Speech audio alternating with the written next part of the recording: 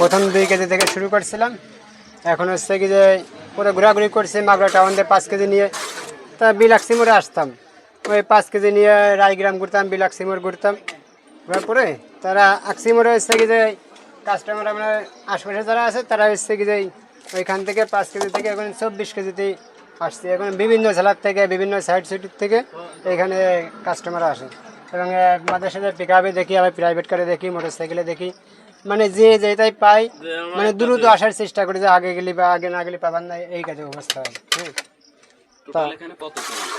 এখানে total 24 KG ভিজাইছি, এখন 80 থেকে 90 কেজি হবে। এখানে 6 থেকে 7 হাজার হবে, বুঝছেন না?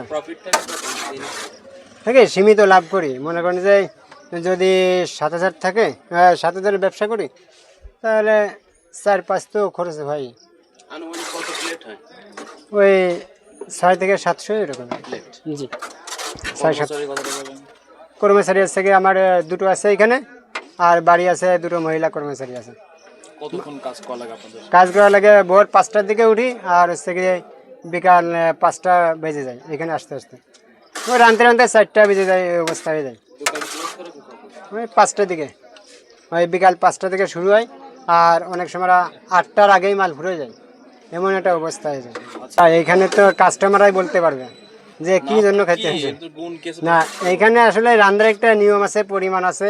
আমার ওস্তাদের যে পরিমাণে যে আইটেমের আনতো, আমি সেই কাজের সাধারণভাবে রান্না, তবে ওস্তাদের কাছ থেকে আমি শিখছি ওই ফরিদপুরে। তা ও অসাধারণ কিছুই দিত না, মানে ম্যানেজার রান্নার মধ্যে সব, যে কোনটা কতটা কী পরিমাণ দিতে হবে, এই অবস্থায় আবার রাঁধলে পরে মালটা সুন্দর হয়।